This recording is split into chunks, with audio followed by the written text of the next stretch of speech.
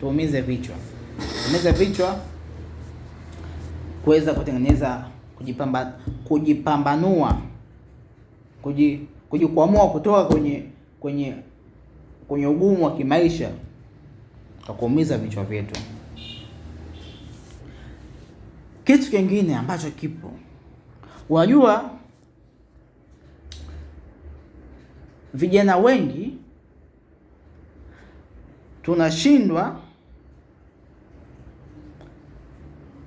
kujitengenezea kipato, tunashindwa kujitafutia, yaani sije semaje,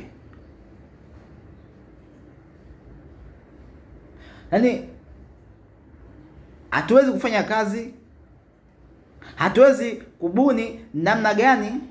Kitu kwanza hapa tukio kitu uelewe, na ninapenda sana furaha yangu, njia yako ya kuweza kukupatia kipato, tengeneza iwe msaada kwa jamii, iwe thamani kwa jamii, ile thamani iweze wewe kukulipa, lakini ile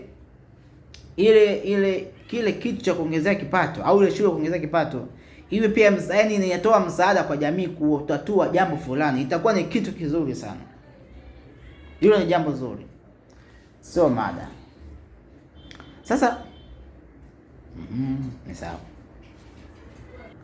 tunashindwa kuwaza hayo, tunashindwa kufanya kazi asilimia kubwa ya vijana kwa sababu wavivu wa fikra na wavivu wa utendaji bila kutumia nguvu ambayo tumepewa na Mwenyezi Mungu.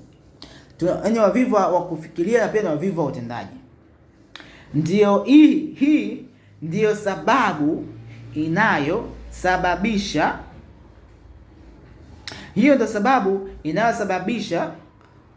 pia kuleta kazi zenye mmomonyoko wa kimaadili kwa jamii, kwa sababu tunapenda kupata pesa kwa hiyo pesi. Wewe hutaki kufikiria, hautaki kufanya kazi. Sasa utaacha kwa nini? Utaacha kuinama? Mtoto wa kiume utaacha kuinama? Wazao watafuta pesa, watumia akili, watumia nguvu, wataka pesa kiwepesi. Wafanyaje sasa? Kwa sababu tunashindwa kutumia nguvu zetu. Mtoto wa kike kusoma hujataka, basi tafuta hata ile maarifa basi ya kuweza namna gani ya kuweza kusaidia mtaani kwako. Pia hutaki, utaacha kujiuza, utaacha madangulo kwa mengi mtaani. Utaacha, utaki mvivu wa fikra, mvivu wa kufanya kazi, unataka pesa. Mtu katolea jasho pesa yake, kaumia, kateseka, akupe tu pesa bure bure. Itakuwa hivyo tu kwa sababu wewe hutaki kufanya kazi. Nini impact yake? Ni hiyo. Kwa hiyo sasa mimomonyoko ya maadili sometimes inatokea mimomonyoko ya maadili ya utendaji kazi inatokea kwa sababu ni wavivu, na pia hatutengenezwi katika kujielewa, kujitambua. Naongea kwa jazba kidogo, mtazamie, sio kama naakemea yeye, kwa sababu inanyumiza. Sababu kuna watu binafsi na wanajua hili swala, lakini sasa wakikuamsha wewe, wao watapataje maslahi kupitia wewe? Lazima wakuache shekhe, lazima wakuache. Mimi siamini kwamba viongozi wakaamua kweli kwamba wakomeshe hizo tabia za ovyo ovyo. Kama kitu kinashindikana, sitaki kuamini. Kinawezekana, kama vingine vinawezekana, wanashindaje ili jambo mambo kuweza kuwezekana? Yanawezekana, lakini uelewe, kama tulivyozungumza, ni lazima uwe mpumbavu ili afaidike kwa upumbavu wako. Kwa hiyo tunaacho kuendelea kuwa pumbavu kwa sababu wao endelee kufaidika na upumbavu wetu. Sasa tusipojitambua sisi wenyewe, hakuna mtu ambaye ataweza kuja kutuamsha, kutuelewesha. Ndio maana nakwambia hivi, Putin Sorry. Sije kwa hii kero. Watu wakubwa waliokuwa wakubwa walitaka kuwa wakubwa. Hakuna watu waliotaka au walienda kuambia wao wakubwa. Watu wote waliofanya makubwa, watu matajiri waliofanya mambo makubwa, walitaka wao binafsi. Bimaana mafanikio yanaanza na wewe mwenyewe. Hayaanzi na mtu wa kuambia kwamba nahitaji ufanikiwe. Wewe mwenyewe kwanza anza kujitengeneza. Sasa watu wengi tuna kama hivi tulivyozungumza. Kwa hiyo tuache kuwa wavivu wa fikra na uvivu wa kutenda. Na hivyo vitu usitegemee kwamba tuje kukatazwa ili mtu akatokea serious kabisa kuja kukataza. Hapana, kwa sababu watu waendelee si kuwa pumbavu ili wao wafaidike na upumbavu wetu. Tuamke. Kwa maana nakwambia jamii inahitaji ukombozi wa fikra. Kitu cha kwanza, ukombozi wa fikra ndicho tunachohitaji kwenye jamii. Jamii inahitaji msaada wa kipesa. Jamii inahitaji msaada wa kipesa, msaada wa kifedha. Jamii inahitaji ukombozi wa kifikra. Tuzungumzie swala la mikopo. Kuna watu ambao wanapenda watu wafanikiwe. Wananifurahisha sana. Afu wana maono, afu sio binafsi, yani sio binafsi wa fikra na sio binafsi katika mambo mazuri kupayana.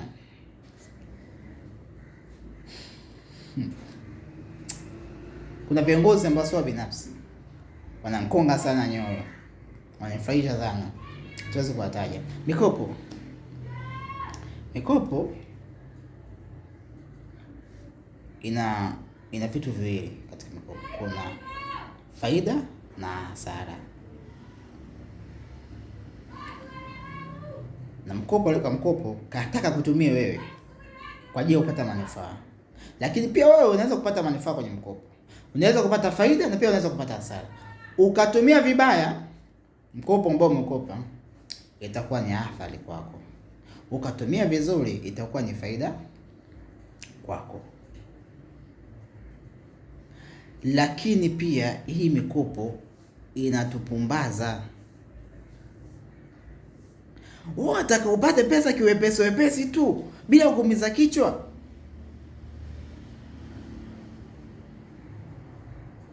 Ni kivipi? Akili yako itakuwaje? Akili yako itajengeka vipi?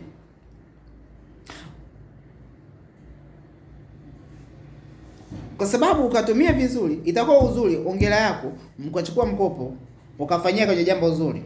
Na ile jambo likauzalishia na mkopo ukatania vizuri na mkopo ukarejesha. Itakuwa ni vizuri, itakupa ongera.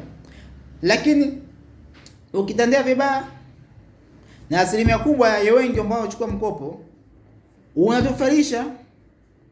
Na anayekupa mkopo hakuombei mazuri, hakuombea mabaya. Kwa sababu ile ni biashara ambayo kaweka yeye apate faida. Sasa wewe ukifanya vizuri, kesho utarejea. Ukifanya vizuri, faida yake itakuwa nzuri. Faida yake itakuwepo, lakini ukifanya vibaya, faida itakuwa ni kubwa zaidi. Kwa kumalizia tu, tusipoteze sana muda. Mkopo ni mzuri na mbaya tulivyozungumza. Lakini kuna watu ambao wao hawataki kufanya wakakutana na jambo lenye uhitaji wa kifedha au uhitaji wa kifedha, hawawezi kutafuta, wao huwa wanawaza tu kukopa.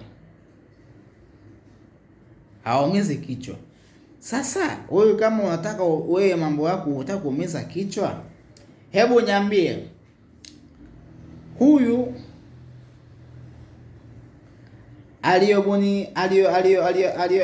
aliyogundua mambo umeme, aliyobuni ndege, aliyobuni vyombo vya usafiri, aliyobuni simu, kama ungekuwa hawataki ugumu, ongeza kuvivumbua hivi vitu? Hapana, wasingeweza. walikutana kwanza na ugumu, kisha wakatumia akili yao kwamba tutatatuaje hili tatizo.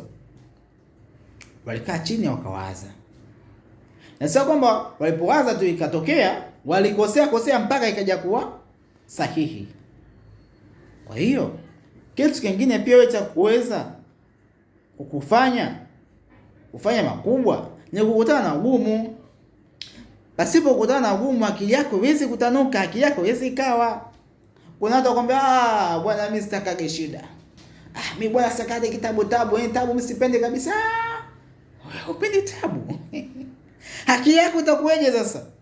Utaki tabu, utaki ugumu, utaki changamoto. Akili yako itakuwa vipi? Changamoto ndizo zinazokukuza. Changamoto ndizo zinazofanya akili yako itanuke. Pasipo kukutana na changamoto na ugumu wa jambo lolote, akili yako iweze kutanuka. Kwa lazima ukutane na nini? Na magumu, akili yako iweze kukua na akili yako iweze kutanuka. Walobuni, walofanya makubwa, walikutana na changamoto, ndizo wakatumia akili zao kuweza kutatua zile changamoto. Na wale sisi tuna simu, tunajiselfie kama hivi. Akili za watu, lakini walikutana na ugumu. Ndio maana tunapanda mwendo kasi, tunapanda sijui mapantoni, mandege. Walitaka kutatua changamoto, wakaa chini wakawaza, wakafikiria. Tunazidiana kiuelewa, kiakili, lakini basi hata kidogo basi tutumie, basi hata sometime tuweze kuwaza kidogo, tukoeni si nisemaje. Lakini hivyo kwa